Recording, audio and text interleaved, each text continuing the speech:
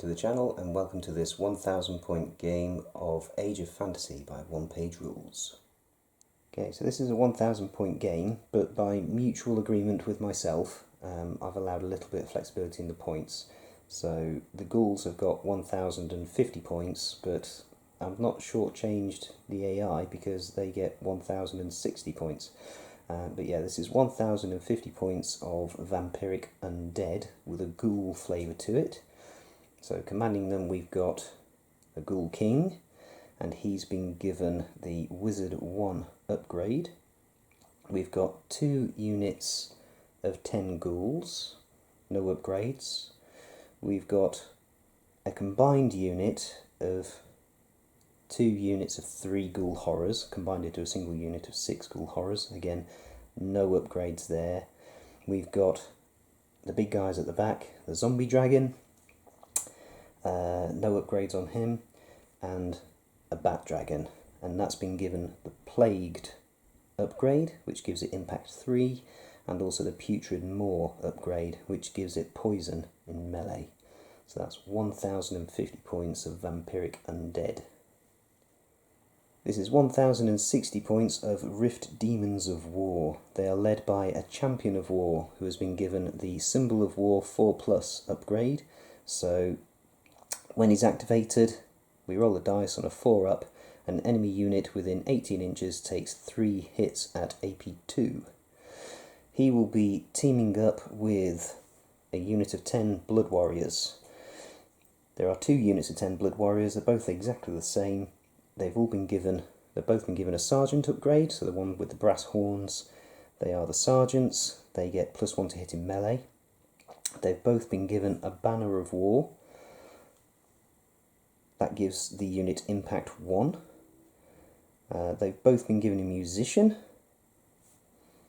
and that means that when you're working out who won the melee, they count as having dealt 1 additional wound. So there's 2 units of 10 Blood Warriors, and the Champion of War will be teaming up with one of them. We have got 3 Brass Beast Warriors, Brass Beast Riders, sorry. And again, they've been given a Sergeant upgrade and a Battle Standard, and the Battle Standard works the same as the Musician upgrade. So when you're working out who won the melee, they count as having dealt 1 additional wound. Now they've also got a Musician in there, and that's just the way that I modelled the unit when I built it. The way I read the rules is you can't actually take a Battle Standard and a Musician in the same unit. These are different. These are Banners of War, not Battle Standards. So yeah, this guy is just an ordinary Brass Beast Rider. We're only using the banner. And then finally we've got a Cannon Chariot, and he's got no upgrades at all, just naturally as he comes. So 1060 points of Rift Demons of War. Let's see how we get on. A roving, slavering horde of starving, ghoulish, vampiric undead are making their way across this arid wasteland. They come across this ancient temple, and in doing so have awakened and disturbed the demons that haunt its ruins. So we're set up. We've got a line of 4 objectives, randomly rolled, D3 + 2. So we've got a line of objectives that goes across the middle right up to the edge.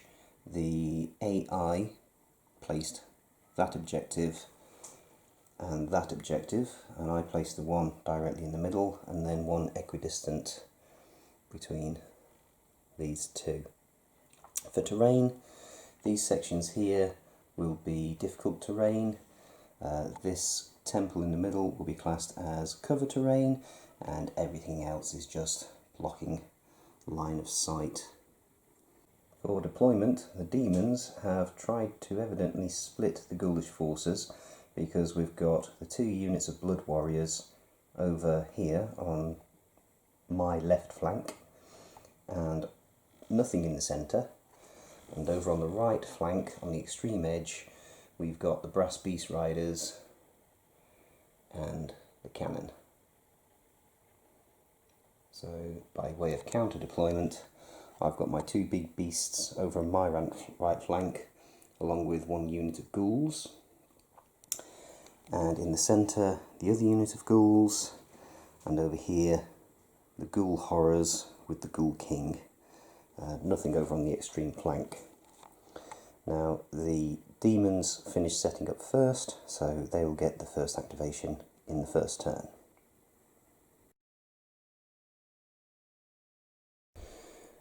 When we do an AI activation, we split the board up into 3 equal sections.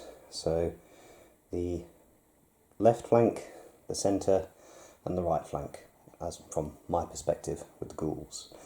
So we roll the dice. On a 1 to 2 it will be the left flank, on a 3 to 4 the middle, and a 5 and 6 will be the right flank. Where we have a section that is selected where there are no AI models, we go clockwise to the next section. So the first unit to activate will be over here, and it will be the unit closest to an uncontrolled objective, which will be the cannon. The cannon chariot is a shooting unit, so it has advanced towards the nearest uncontrolled objective and will now shoot at the nearest enemy unit, which is this unit of ghouls here. Cannon gets 1 shot and it's quality 3, so that's a miss.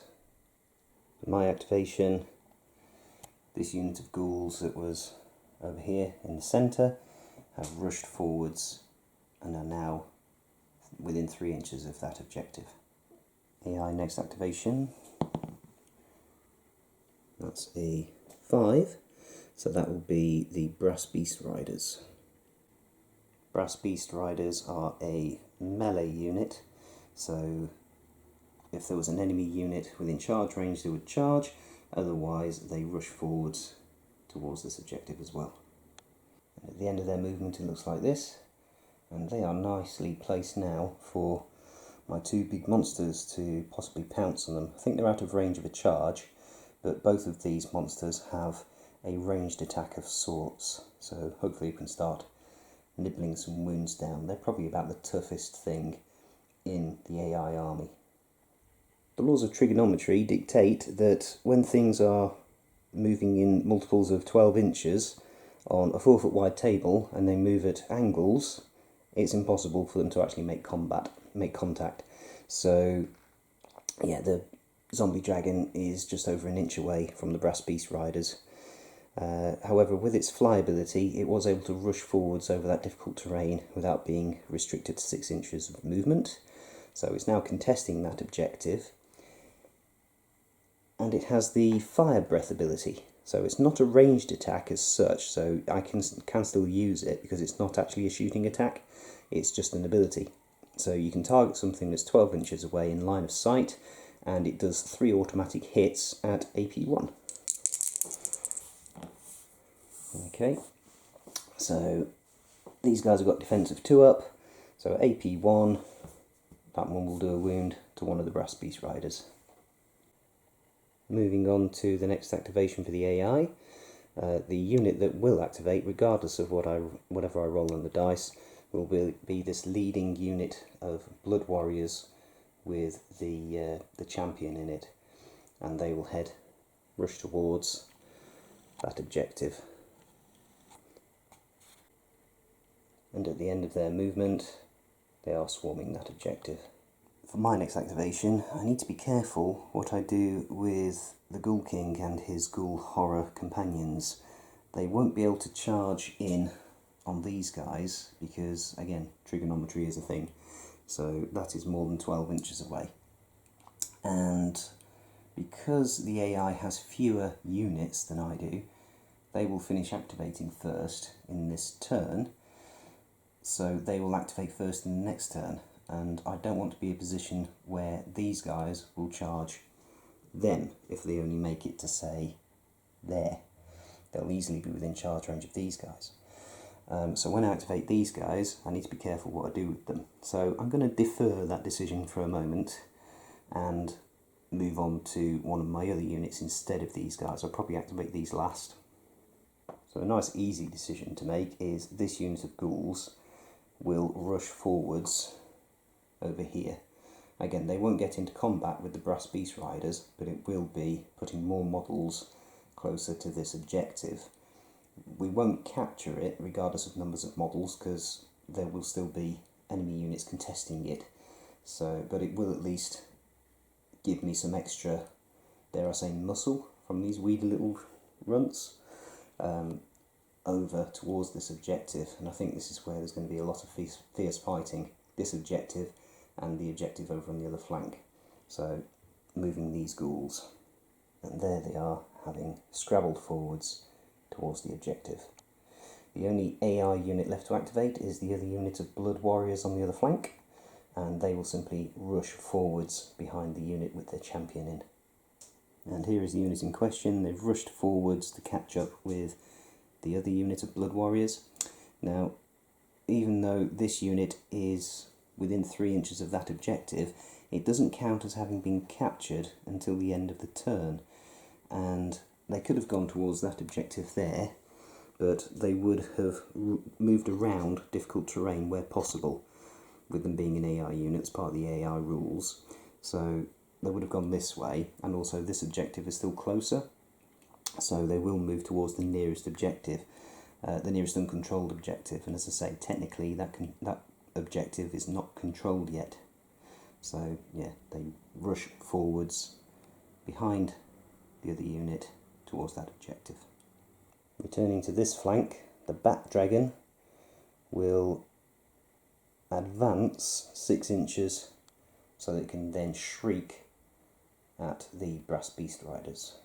Unlike the Zombie Dragon, the Shriek attack is a proper ranged attack, so the Bat Dragon has only advanced, it hasn't rushed forward, so it's moved 6 inches, and now it gets 3 attacks at AP1. And they all hit because it's quality 4 up. And at AP1, these will be 3 up saves. And they survive all of them.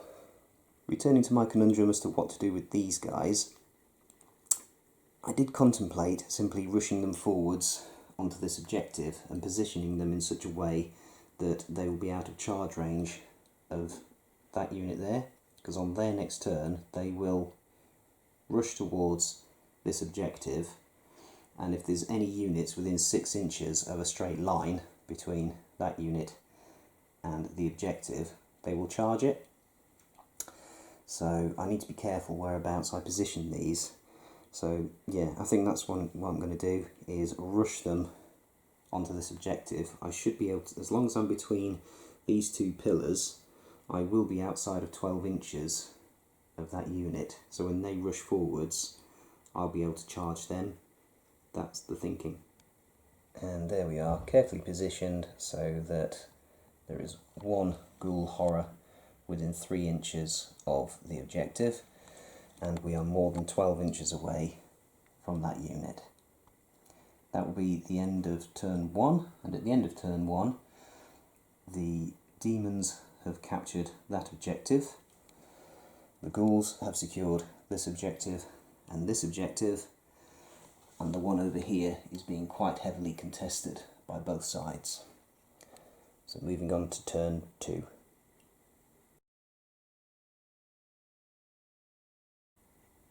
Moving into turn 2, the demons will activate first because they finished activating first in the last turn. The most likely unit to activate first is the Brass Beast Riders. So let's take a look and see which one actually does activate. Oh, and there's a unit on the other side, so it will be that command unit with the champion in. And as previously mentioned, they will now rush towards this objective. And there we have it, they've rushed towards that objective, but they couldn't get within striking distance of these ghoul horrors and the Ghoul King. I've quickly put some coloured dice next to the objectives so I can remember who's controlled which one. So red obviously for the demons and green for the ghouls. So going into my first activation, as previously mentioned, These guys are going to be the ones that are most likely to activate next. Even though they didn't activate first, they're most likely to activate next.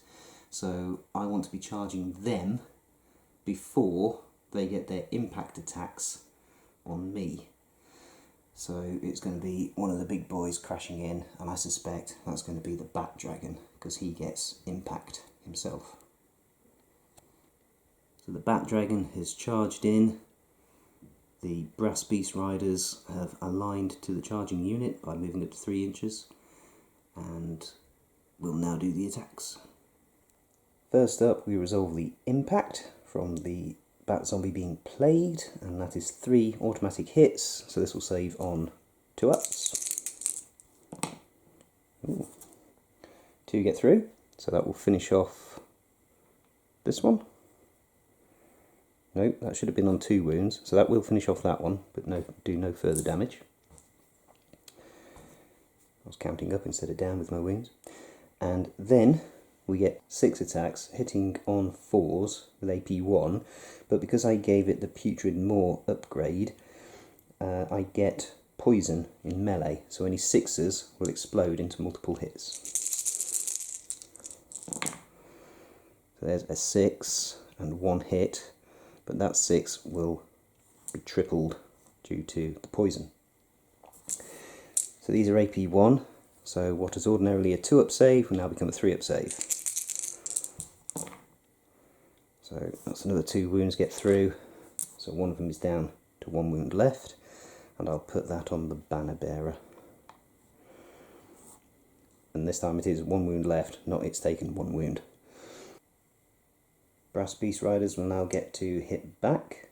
We'll start with the Sergeant. Because he is a Sergeant, he gets +1 to hit in melee, so he gets 1 attack with his hand weapons, which will hit on a 2. So that hits, but no rending or anything like that. This is AP 2, so this will be a 4-up save for the Zombie Dragon. And it saves it.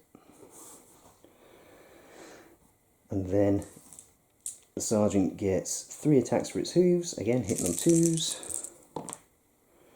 So 1 fails to hit. And then these will be 3-up saves, because these are only AP 1. So 1 gets through. However, the Bat Dragon has regeneration, so on a 5-up we'll ignore this. Yep, that's a 5, so no wounds through. The Banner Bearer gets 1 attack hitting on a 3. That hits, 4-up save, fails, 5-up ignore for regeneration, passes. And then 3 hoof attacks, hitting on 3s, 2 hit, 3-up saves, and both pass. So, no wounds inflicted on the Zombie Dragon. At the end of the melee, we work out who did the most wounds. Now, the Brass Beast Riders inflicted no wounds, but because there is a Banner Bearer, it is classed as having inflicted 1 additional wound, so that's 1 to the Brass Beast Riders, whereas the Zombie Dragon inflicted 3 wounds, and it also has Fear, so we add D3 to that, not that we really need to, but that's another 3, so the Zombie Dragon definitely won that particular melee. So we roll a quality check on the Brass Beast Riders, which will be a 3-up, and it passes, so they're not wavering. So now the Bat Dragon will back off, it's hooked up, 1 inch, and we move on to the next activation. And the next activation for the AI will be over on the other flank, so it will be the other unit of Blood Warriors. And again, that's worked out quite nicely for me. With this unit activating, they will head towards the nearest uncontrolled objective, which is that one in the centre, and they will move around the difficult terrain, so they've moved up to here. So I now don't need to worry about this flank anymore as to who's going to activate. I'll probably have to worry about it a lot on the next turn, but at least it does now mean that these guys can pretty much act with impunity to a certain extent. I will still need to be careful as to what I do, but yeah, this entire flank is now activated, So on to my next activation. And for my next activation, I want to be doing as much damage to those brass beast riders as I possibly can before they get a chance to charge me. So now the zombie dragon is going to charge in. And again, the brass beast riders have aligned themselves to the charging unit. The zombie dragon gets 6 attacks, but no poison. This will hit on 4s. And that is only 2 hits. These are AP 2, so their 2-up save on the brass beast riders becomes a 4-up save. And both of those fail, so that one will die, and the sergeant is down to 2 wounds left. And then we get the fire breath, which can be used in melee as well as ranged attack. So this is 3 automatic hits at AP 1. So the sergeant's 2-up save will become a 3-up save. And they all fail. Excellent. So the toughest unit in the Daemons army is taken out without inflicting a single blow. And now that zombie dragon can move 3 inches, and I think we'll just push forward to make a bit of a roadblock for the skull cannon. The only AI unit left to activate is the cannon chariot, and that will simply charge the nearest enemy unit because there is an enemy unit between it and its objective. The nearest unit is the zombie dragon, so it will simply charge in like that. Now we get 2 attacks with the crew attacks, but it also has the furious rule, so it gets a bonus attack when it charges in. So this will be 3 attacks hitting on 3s, and 2 hit. There's no rending, so I tell a lie, there's AP 2, so the dragon's 2-up save becomes a 4-up save, but they both pass. Zombie dragon can now strike back, but because it's already fought in combat this turn, it will be striking back on 6s. So 6 attacks, and that's 1 hit. So this will be a 3-up save for the cannon chariot, which it fails, so it takes a wound. It's down to 5 remaining because it's tough 6.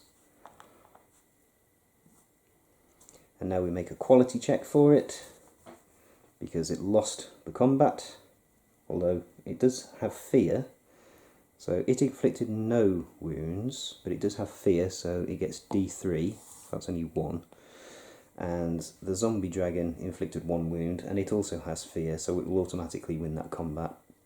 It's a quality check, 3 up for morale, which passes on a 4.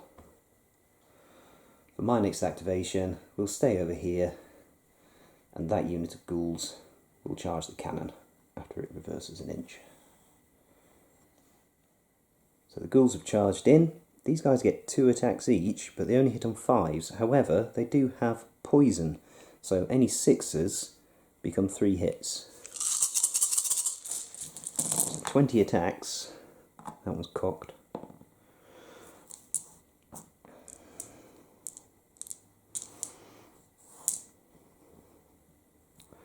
All those are 5s. There's 1 6, so the 6 becomes 3 hits. There's no AP on these, so the cannon chariot gets its regular 2-up saves.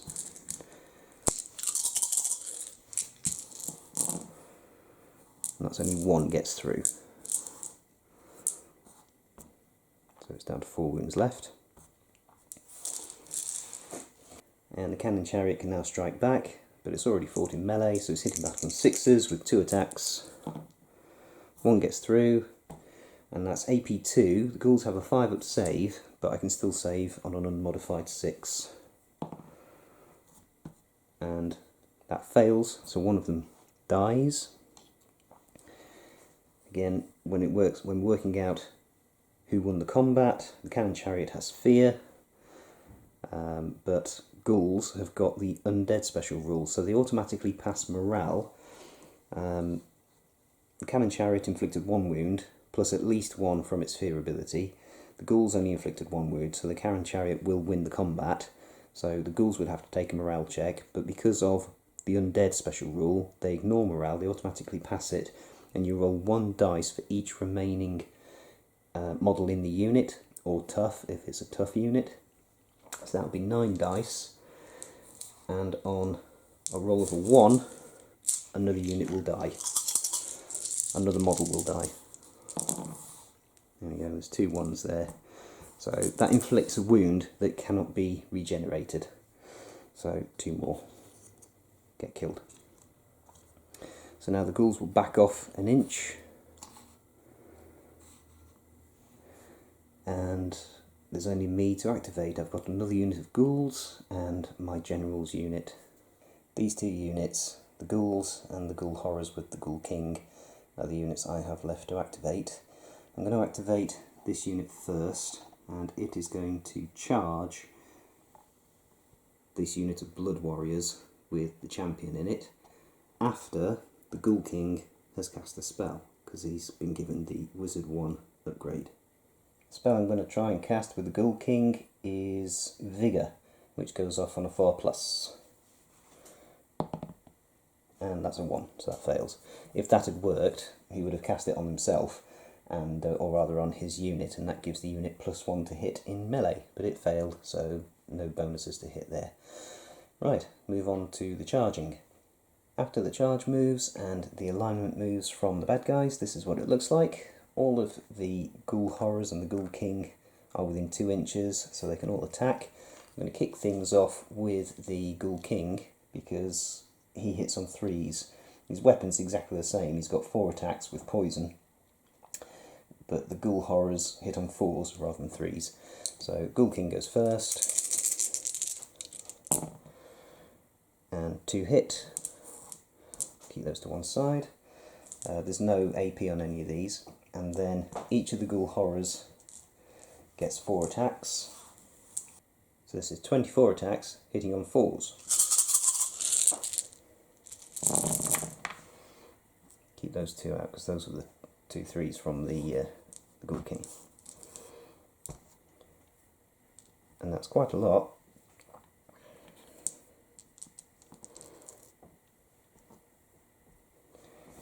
And 6s are poison.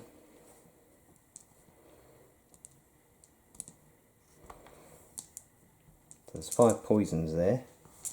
So that's another. After that, considering all the poisons, everything hit.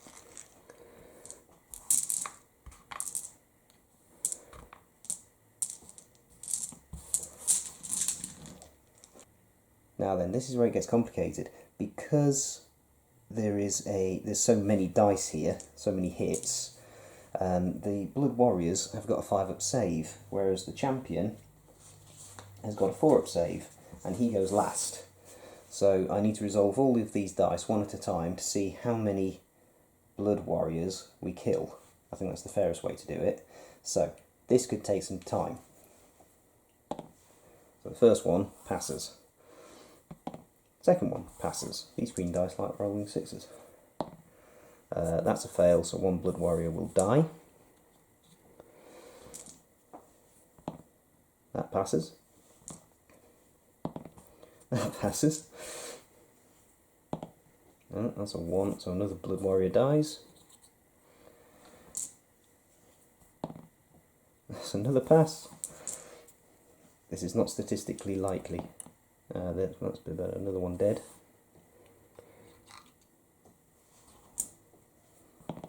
Another dead.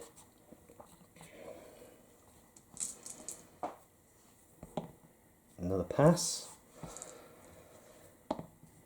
Another dead.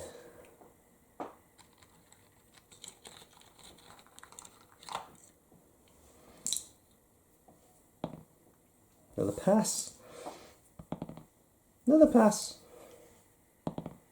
Another dead.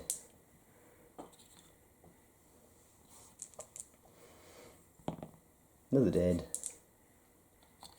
Trying to keep the special ones in. Another dead. We'll take the Hornblower. Another dead. That would be the banner bearer. Try and keep the sergeant in. Spiky models.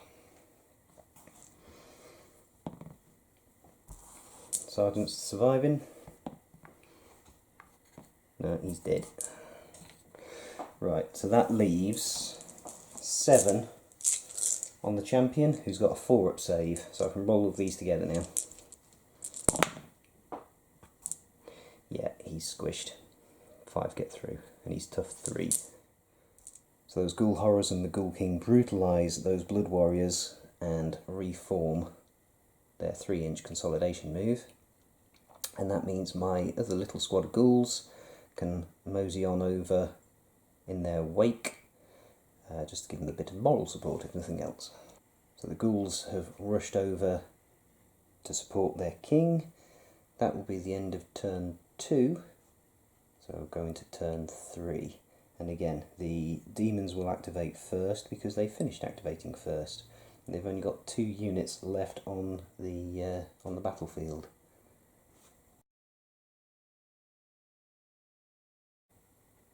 At the start of turn 3, this objective is still held by the demons. The ghouls still hold this objective and this objective. And this objective is still contested because the cannon chariot is still within 3 inches of the objective marker. And the first unit to activate for the demons will be on a 1-2, it will be the Blood Warriors on the top left of the screen, and on a 4-5 it will skip clockwise into 5-6, so a 4-5-6 will be the cannon chariot, and that's a 4, so it will be the cannon chariot. Right, the cannon chariot will charge the nearest enemy unit. However, due to the nature of the combats that took place, these 2 units, the zombie dragon and the ghouls, are equidistant to the cannon chariot. So we're going to randomly determine which of these 2 units it's going to charge. On a 1-2-3 it'll be the zombie dragon, 4-5-6 it'll be the ghouls. It's the ghouls. So they get 3 attacks, 2 attacks base plus 1 for furious, hitting on 3s, and that is 2 hits. These are AP2 on 5-up saves, so looking for straight up 6s to save on the ghouls. And none, so 2 ghouls die. They will fight back, so that'll be 10 attacks. They get 2 attacks each, there's 5 left in the unit.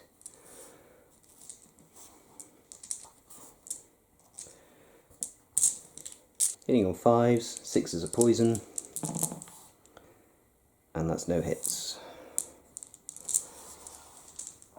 So again, the chariot is deemed to have won the combat.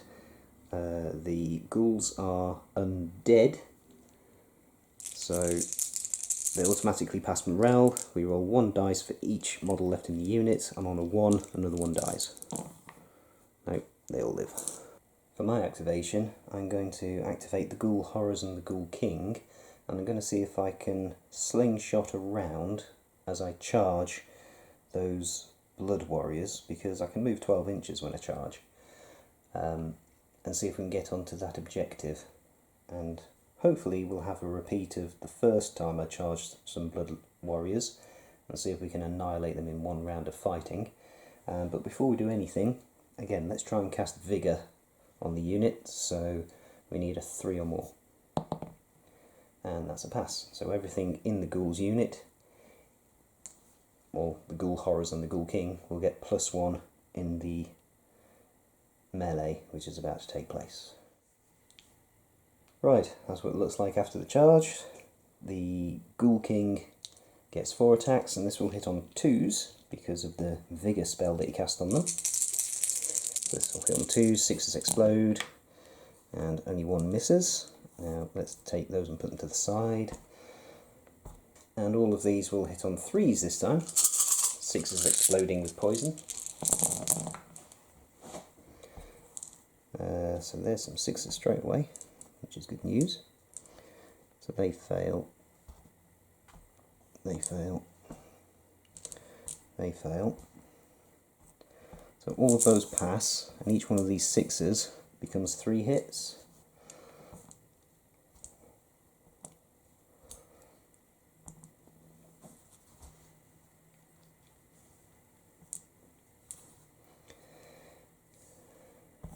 So those, combined with the attacks from the Ghoul King, is that many 5-up saves. And I can roll all of these together because that unit all has the same save value. There isn't a champion in there.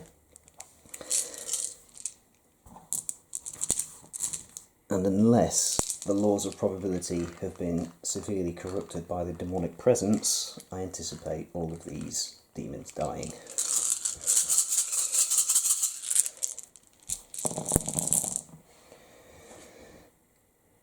One, 2, 3, 4, 5, 6, 7, 8, 9, 10, and then some. It's only got 10 in the unit, so that is the Blood Warriors wiped out.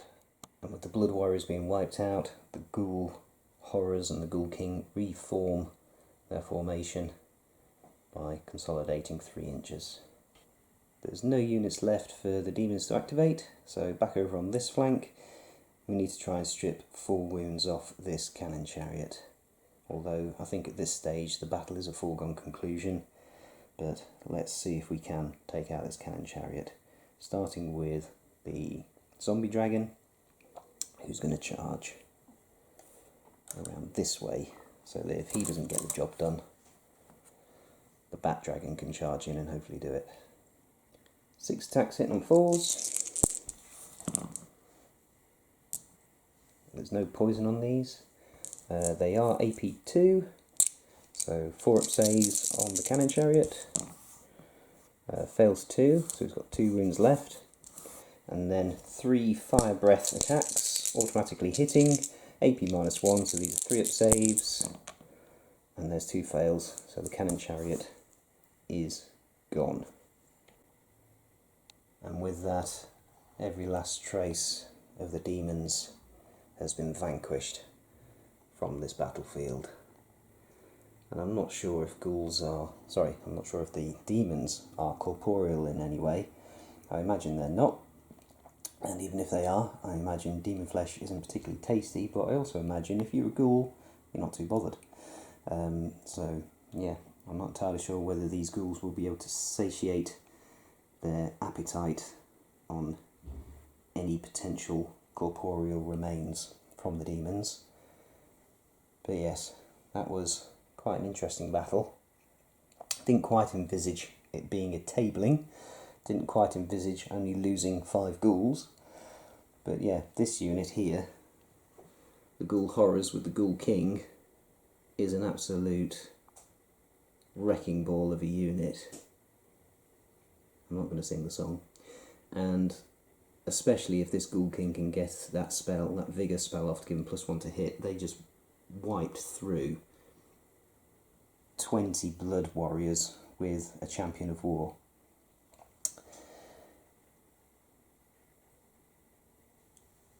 And on that, yeah, I think that's time to end. Thank you very much for watching. Continue to like, comment and subscribe, and God bless.